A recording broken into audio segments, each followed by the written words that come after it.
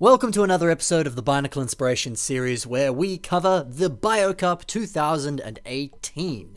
This episode, we will conclude our coverage of round 1 of the BioCup, in which people who entered were tasked with theme fusion, where they had to combine one Bionicle thing with another system theme that they were assigned.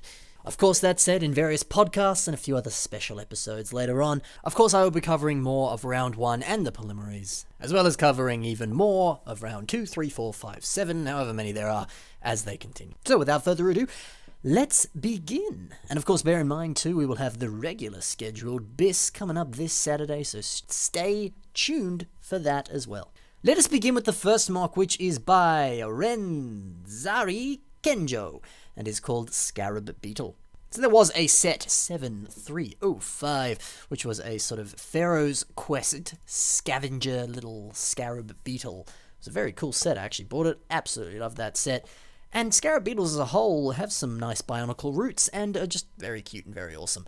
And this is a brilliant remake of 1, that set, and 2, just the concept as a whole. And that was something that is always a possibility with the theme fusion idea, was just making a sort of more Bionicle-ified version of a pre-existing set, and I think this is done very well. I think this is awesome. Very much love that head design. Really, really cool how he's made the sort of horn there, using a lot of system parts. It just looks nice. The overall shape and design looks very much like the actual original set, as well as a Scarab Beetle as a whole. It's very cute, it's very fun. Sometimes, I don't know, it's just nice to build a more obscure, cute little mock, or a more obscure interpretation of Egypt, or the theme that you're making for a theme fusion inspired mock. I think it's really cool. Because of course you could have built, Ra, or Anubis, some Egyptian god, or a pyramid, or something, I don't know.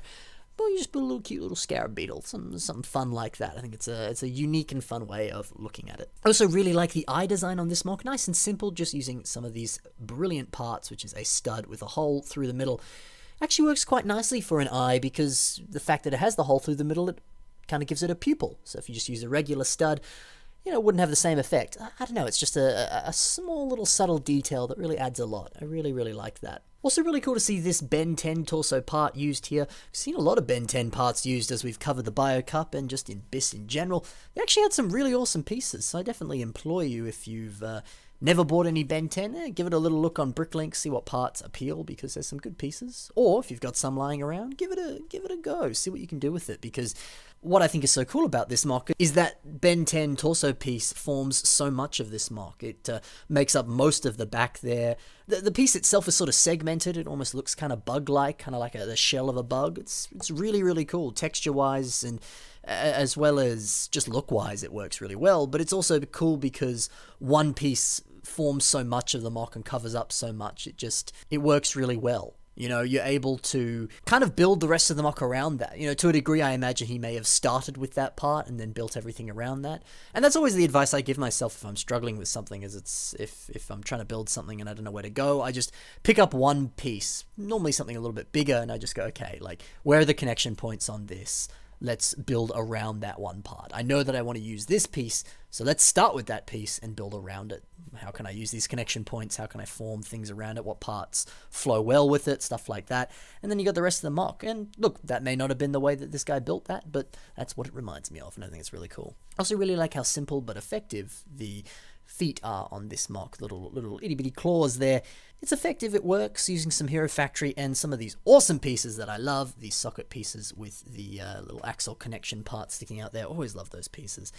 Yeah, it's cool. It's really simple, but it is pretty much exactly how those would look. So I think it's really cool. And that's about it for this mock. Really, really like it. Let's move on to the next mock, which is by Callan LOF, or Callan Lord of Fire, as we know him as. And my boy has made this freaking awesome mock. One of my favorites, concept-wise, in this competition. It is Atlantis Dimensional Mantax, although it's kind of got a whole bunch of names on each of the different pictures. So I guess we'll call it the Key Virtues. Yeah, we'll call it that, the Key Virtues. Now, the reason that I love this so much is it works really well as a whole, as an Atlantis Bionicle fusion. You've got these cool-looking Bionicle Atlantis ships that look really awesome. You've got this cool little, like, Mantax-inspired stingray with a little micro figure, mini Lego Mantax on the back there, and then you get this cool little altar in the middle, and you're like, yeah, that's Atlantis. That's very much what those sets look like. That's really awesome. But then you look at it from above, and it's the Unity, Duty, Destiny, Bionicle symbol thing. Wow, that's so cool. I think that's such an awesome, subtle way of making something that is like a system-inspired thing and turning it into a Bionicle concept, literally by the shape of it. I think that's so clever. That's why I say this is one of my favorites in terms of the overall concept. Like I said, I'm not saying which is my favorite of the whole contest yet. I have others reserved, but I want to do a special episode on that as we conclude the BioCup coverage. So here's a teaser for one of my favorites so far, but I have many more. I will reveal them in the end. But besides the point, what a great idea. Very, very clever. Thinking outside the box there, I think it's really cool. And it's also cool, there's a lot of other subtle Bionicle references throughout this. Something like, this little altar in the middle here is kind of reminiscent of a suva. If you remember back to really old Bionicle, the suvas were the things that you kind of put all the masks around, or you put the Toa stones in, and then a Matoran became a Toa. And I think that's just really cool, seeing that. It kind of is, it's a really subtle callback, but it still is sort of reminiscent of that. And then stuff like the little Mantax Stingray, that is a little enemy that the Atlantis warrior sub-raider guys, whatever they're called, are fighting off against. It's kind of a little bit reminiscent of the old Bionicle system playsets that this Mantax figure would have come from. And also just the actual Mantax Stingray is a little bit more reminiscent of some of the smaller little crafts that we got in the Mari wave of the system Bionicle playsets. So some very nice parallels there. I really, really enjoy seeing that. Something else that's also cool as well, obviously because they're underwater, they'd be, more or less sort of floating, hovering in the water, that sort of thing. And so Callan's just done a very simple little stand here using some big old tire pieces and some axles there to hold them up. Effective, it works, sure you could have done them in trans clear or whatever, but you know how hard it is to get trans clear parts these days. I think it works really well. It's always something to think about, if you're mock hovering, floating, swimming, all that sort of stuff. See what you can do, see what works. It's very, very cool. Oh, well, actually, if we look at the Mantax one here, it actually does have a trans clear stand. So there you go, a little bit of everything there. But yeah, some awesome stuff going on here, some brilliant parallels back to Bionicle. I think that's a really clever thing.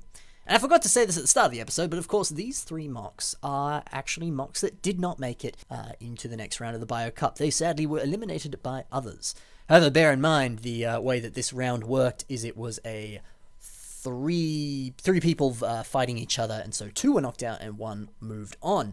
And I guess that's just the nature of it. So far, these two mocks and the next mock that I'm about to go into are, in my opinion, very well made mocks, very fantastic. I love what they've done. But yeah, they still didn't make it. And I think that's such an interesting reminder, is it's that thing of just because you got kicked out of a contest, just because you didn't get the job, just because, luck did not shine upon you today, it doesn't mean you're any less of a builder, it doesn't mean you're any less of a person. You still did some awesome stuff, but something else managed to get that other person up there. But nothing wrong with that. It's just the way the cookie crumbles, and it's just the way that things went. It's the will of the Force, as many Jedi have once said. So be sure to not take it too personally if you get kicked out of a competition or anything like that, as long as you had fun. That's all that matters.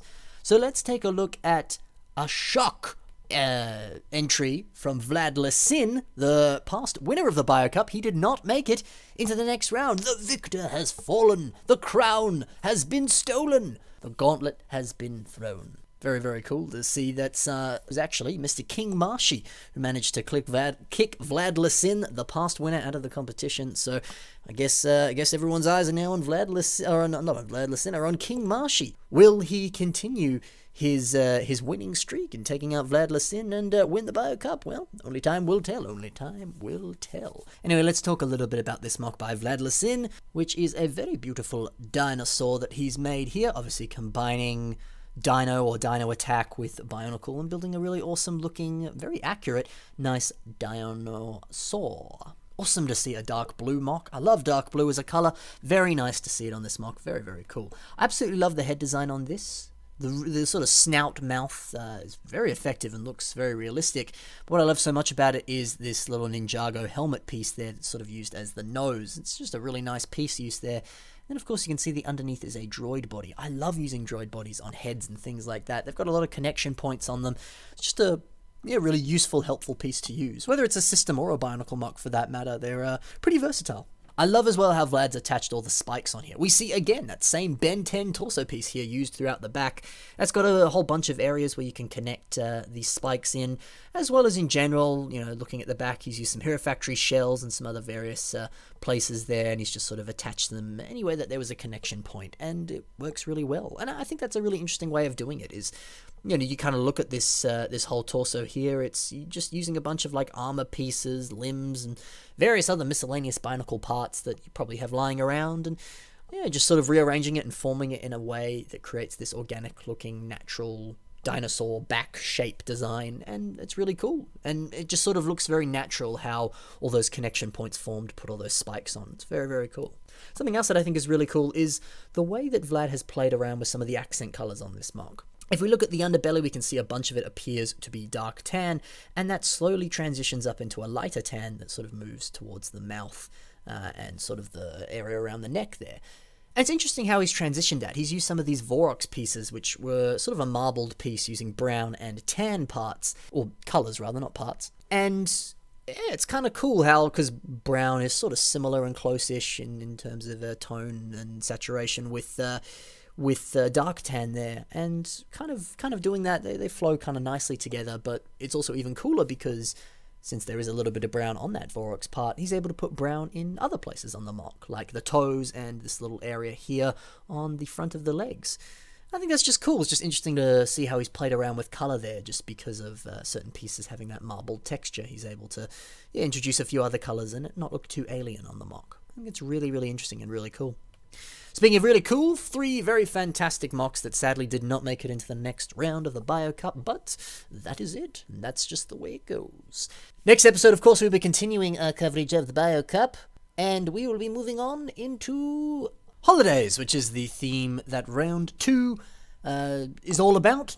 Now that a lot of those mocks have been entered and even judged for that matter, I can start my coverage of that round. Some fantastic entries in there, so let's see what we can do. More BioCup will be coming, which will probably be next week, so a little bit of a delay in that. But hey, you got 2 episodes this week, plus the regular scheduled one that's coming up on Saturday. So yeah, you got 3 episodes this week. You can be happy about that. Besides the point, that's about it for this episode here. Happy building. I'll see you in the next one. I'll see you on Saturday, actually. Bye for now, guys. See ya.